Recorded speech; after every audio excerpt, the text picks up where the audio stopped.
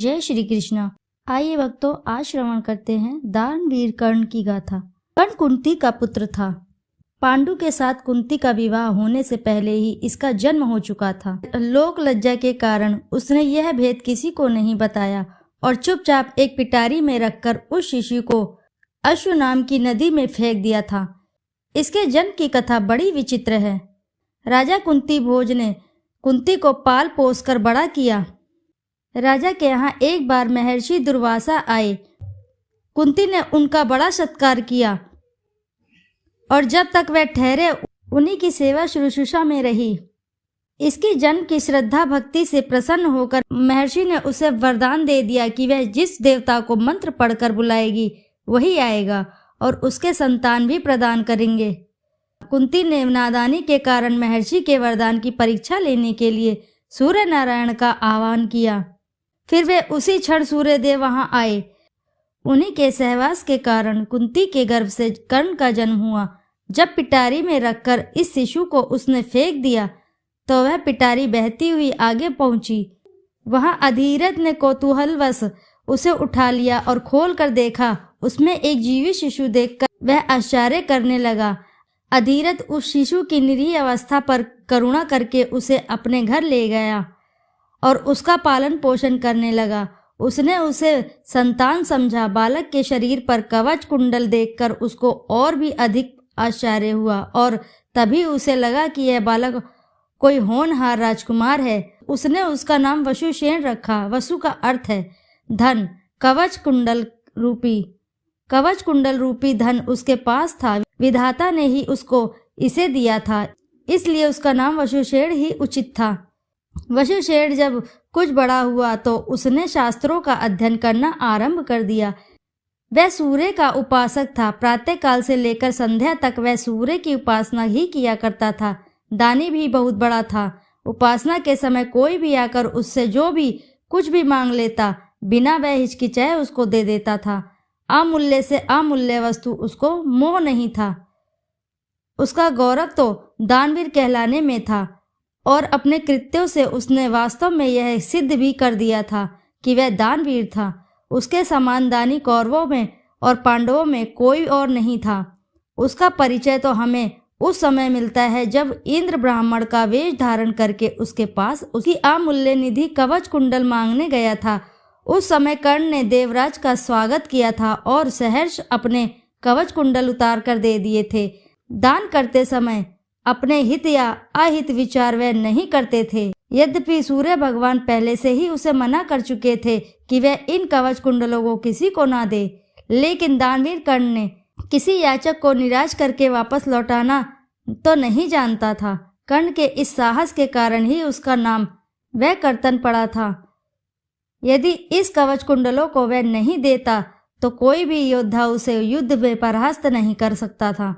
इंद्र ने अर्जुन के हित के लिए ही इनको मांगा था, क्योंकि इनके बिना अर्जुन कभी उसे नहीं हरा सकता था।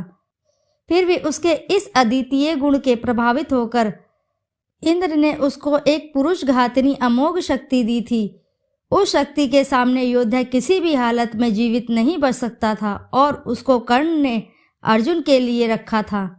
लेकिन श्री कृष्ण ने चाल चली और कर्ण की उस शक्ति को घटोत्कच पर चलवा कर अर्जुन के जीवन पर आए इस खतरे को सदा के लिए मिटा दिया।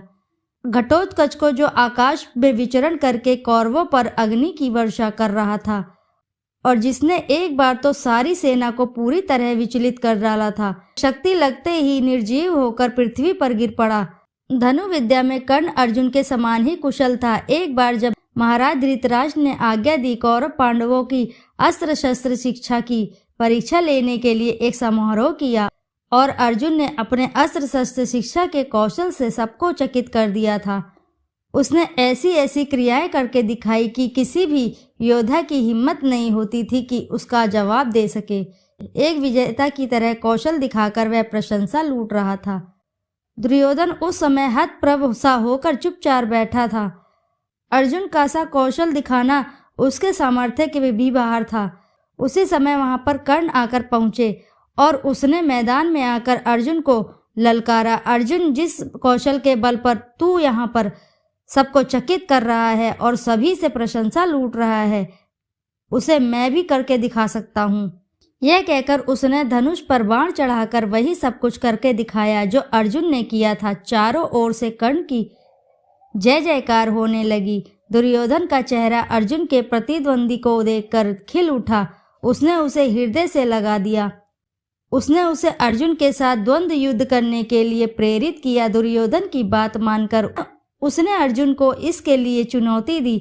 अर्जुन द्वंद्व युद्ध के लिए तैयार हो गया और अब झगड़ा बढ़ने की आशंका थी, इसलिए कृपाचार्य के बीच में हस्तक्षेप करते हुए कहा कि राजकुमार के साथ राजकुमार का ही द्वंद्व युद्ध हो सकता है, क्योंकि कर्ण सूत के द्वारा पाले हुए हैं, इसलिए इनका गोत्र कुल आदि का ठीक ठाक से पता न होने के कारण इनको अर्जुन से द्वंद्व युद्ध करने का अधिकार नहीं है। बस ऐसी ही समस्या थी जिसको कर्ण हल नहीं कर सकता था। वह हक्का बक्का सा अर्जुन का मुंह देखकर रह गया। दुर्योधन को भी इससे धक्का लगा, क्योंकि कर्ण के द्वारा अर्जुन का मान चूर्ण करने की उसकी ही तो योजना थी। जब कर्ण इस दुविधा में पड़ा हुआ आगे अपना पैर नहीं बढ़ा सका तो दुर्योधन ने उसे राजाओं की श्रेणी में लाने के लिए अंग देश का राज्य दे दिया। राजा होने के नाते अब वह अर्जुन को अन्य किसी राजकुमार के साथ युद्ध कर सकता था। वह इसके लिए उतारू भी था, लेकिन संध्या होने के कारण यह वाद विवाद थम गया और सब अपने अपने घर को चले गए। बस फिर जीवन में सदा ही कर्ण अर्जुन से प्रतिद्वंदी के रूप में ही मिला। अर्जुन से ही उसकी विशेष रूप से शत्रुता थी। वह उसकी प्रसिद्धि को सह नहीं सकता था। अनेक स्थलों पर वह अर्जुन के सामने आया, लेकिन अपना कुल गोत्र न बता सकने के कारण उसे सामने से हटना पड़ा। वह सूत्र पुत्र कहलाता था, क्योंकि सूत ने ही उसको पाला था। इसी कारण द्रौपदी के स्वयंवर में भी घूमती हुई मछली के आंख बेंधने की भी सामर्थ्य रखते हुए भी उसको अवसर नहीं दिया गया। स्वयं द्रौपदी ने ही सूत पुत्र कहकर उसका अपमान किया था और उसकी पत्नी बनने से इनकार कर दिया था। सूत पुत्र को क्षत्रिय कन्या का वरण करने का अधिकार नहीं है। ये शब्द शूल की तरह उसके हृदय में चुभ गए थे और वह लहू के घूंट पीकर अपने स्थान पर आ बैठा। लेकिन द्रौपदी के प्रति उसकी घृणा इतनी बढ़ गई कि भरी सभा में दुशासन ने द्रौपदी को नंगा करने का चाहा तो उसने इसका तनिक भी विरोध नहीं किया था, बल्कि द्रौपदी की हंसी उसने ही उड़ाई थी। जब दुर्योधन के भाई विकर्ण के कौरवों के इस घृणित व्यवहार की निंदा की तो कर्ण ने उससे कहा था कि विकर्ण, तुम अपने कुल की हानि करने के लिए पैदा हुए हो। अधर्म अधर्म तुम पुकार रहे हो, अधर्म अधर्म तुम पुकार रहे हो। द्रौपदी के साथ जो भी व्यवहार किया जा रहा है वह ठीक है। वह दासी है और वह दासी के ऊपर स्वामी का पूरा अधिकार होता है। यह कहकर उसने द्रौपदी का द्वारा किए अपने अपमान का बदला चुकाया था। उस समय उसका हृदय पत्थर की तरह कठोर हो गया था। जैसे भी बन पड़ा उसने द्रौपदी का अपमान किया, उसे 5 पुरुषों की व्यभिचारिणी स्त्री कहा और हर तरह से उसे धिक्कारा। उस समय प्रतिशोध की आग में जलते हुए उसने उचित अनुचित का विचार बिल्कुल भी छोड़ दिया। द्रौपदी को नंगी देखने और दिखाने की उसकी इच्छा भी थी। इससे स्पष्ट होता है कि कर्ण प्रतिशोध की भावना के आगे सत्य और न्याय और धर्म की भावना को पूरी तरह भूल जाता था। यह उसके चरित्र की दुर्बलता ही थी। कर्ण स्वभाव से कुटिल भी था। वह दुर्योधन को इसी प्रकार कुचक्र रचने की सलाह दिया करता था जैसे शकुनी देता था। जिस समय जुए में हार कर पांडव वनवास के लिए चले गए और दैत्य वन में वे अपना समय काट रहे थे, उस समय कर्ण और शकुनी की बातों में आकर दुर्योधन अपने परिवार के साथ पांडवों को चिढ़ाने के लिए पहुंचा था। लेकिन यहाँ चित्रसेन नामक गंधर्व से इनका सामना हो गया। भीषण युद्ध हुआ। गंधर्व राजा ने अपने पराक्रम से सबको परास्त कर दिया और परिवार सहित सभी को उसे बंदी बना लिया। कर्ण तो अपने प्राण लेकर युद्ध स्थल से भाग ही गया था। फिर युधिष्ठिर के कहने और अर्जुन का भी प्रयास करने पर चित्रसेन ने दुर्योधन आदि को मुक्त कर दिया। कर्ण अहंकारी भी बहुत था। उसे अपने पराक्रम पर बड़ा घमंड था और बार बार दुर्योधन को प्रसन्न करने के लिए वह कहा करता था कि एक क्षण में ही अर्जुन को ही मार गिराएगा। इसके लिए भगवान परशुराम द्वारा सिखाए हुए अपने अस्त्र कौशल की दुहाई देता था। यहाँ तक कि भीष्म पितामह, गुरु द्रोणाचार्य आदि के सामने भी वह अपनी शेखी बघारने से बाज नहीं आता था। एक दिन पितामह से न रहा गया। उन्होंने इसे फटकारते हुए कहा, दुर्भिमानी कर्ण, व्यर्थ की बात क्यों किया करता है? खांडवदाह के समय श्री कृष्ण और अर्जुन ने जो वीरता प्रकट की थी उसको याद करके तुझे लज्जित होना चाहिए। क्या तू श्री कृष्ण को साधारण व्यक्ति समझता है? वे अपने चक्र से तेरी उस अमोघ शक्ति को खंड खंड कर देंगे। व्यर्थ दंभ करना एक सच्चे वीर का गुण नहीं है। पितामह की यह बात सुनकर कर्ण क्रोध हो गया और उसने झल्लार कर अपने शस्त्र फेंक दिए और कहा, पितामह ने सभी के सामने मुझे लज्जित किया है। अब तो इनकी मृत्यु हो जाने पर भी मैं अपना पराक्रम दिखाऊंगा। इसी दुराग्रह के कारण जब तक भीष्म पितामह जीवित रहकर युद्ध करते रहे, कर्ण ने युद्ध में हाथ नहीं बटाया। जब तक उसने सुन नहीं लिया कि वे धराशायी हो चुके हैं, उस क्षण प्रसन्न होकर वह दुर्योधन के पक्ष में आकर शत्रु से युद्ध करने लगा। गुरु द्रोण के पश्चात कौरव सेना का तीसरा सेनापति वही था। इस वृत्तांत से यही स्पष्ट होता है कि यह अत्यधिक क्रोधी स्वभाव का था। सदा अहंकार में उसकी बुद्धि डूबी रहती थी और इस कारण बुद्धिमानों की बातें भी बुरी लगती थी। इसके विपरीत अर्जुन धीर बुद्धि और विनयशील था। इस सबके होते हुए भी कर्ण अपनी बात का धनी था। जो कुछ भी वह वचन दे देता था उससे वह हटना तो वह जानता ही नहीं था। श्री कृष्ण ने उसे यह बता दिया था कि वह कुंती का ज्येष्ठ पुत्र है और साथ में उन्होंने उससे पांडवों की ओर मिल जाने की ओर आग्रह भी किया था। लेकिन सब कुछ सुनकर भी उस दुर्योधन के साथ विश्वासघात करना उसने उचित नहीं समझा। श्री कृष्ण ने कहा, कर्ण भाइयों के विरुद्ध लड़कर उसको मारने की कामना पाप है, इसलिए तुम कौरवों को साथ छोड़कर पांडवों का पक्ष ले लो। युधिष्ठिर तुम्हें अपना अग्रज मानकर अपना जीता हुआ साम्राज्य भी तुम्हें दे देंगे।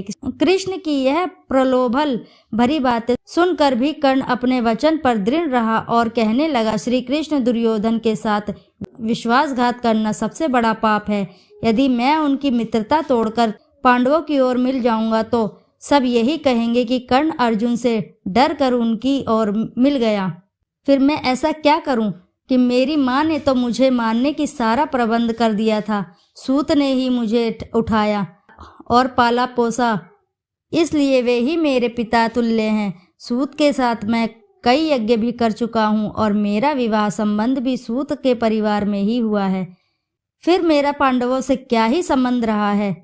धृतराष्ट्र के घराने में ही दुर्योधन के आश्रित में मैं रहा हूँ और 13 वर्ष तक मैंने उन्हीं को ही दिया हुआ राज्य किया है। फिर कैसे उनके साथ मैं विश्वासघात कर दूं? दुर्योधन को मेरे ऊपर पूरा विश्वास है। मेरे कहने से ही उसने इस युद्ध को मोल लिया है और अर्जुन को प्रतिद्वंदी के रूप में दुर्योधन की आशाएं मेरे ऊपर ही तो लगी है। इस परिस्थिति में मैं अपने आश्रयदाता को मित्र दुर्योधन को छोड़कर मैं कभी पांडव पक्ष में नहीं मिल सकता। फिर यदि एक बार मैं मिल भी गया तो युधिष्ठिर जो राज्य मुझे देगा उसे अपने वचन के अनुसार मुझे दुर्योधन को देना होगा। इससे तो पांडवों का सारा प्रयत्न भी निष्फल चला जाएगा। यह सभी कुछ सोचकर विचार कर मैं निश्चय पूर्वक कहता हूँ कि मैं मित्र दुर्योधन का साथ छोड़कर और किसी पक्ष में नहीं मिल सकता। लेकिन हाँ, यह वचन अवश्य देता हूँ कि युद्ध में मेरा प्रतिद्वंदी केवल अर्जुन ही है। उसके सिवा किसी पांडव का वध मैं नहीं करूँगा। कर्ण का यह कथन उसके चरित्र की महानता पर प्रकाश डालता है। बात का कितना पक्का था। वह दानवीर दुर्योधन चाहे अधर्मी था लेकिन उसका तो आश्रयदाता था। फिर भी वह उसके साथ छल कपट कैसे कर सकता था? अंत तक उसने दुर्योधन का साथ दिया और अपने आप को एक सच्चा मित्र प्रमाणित कर दिया।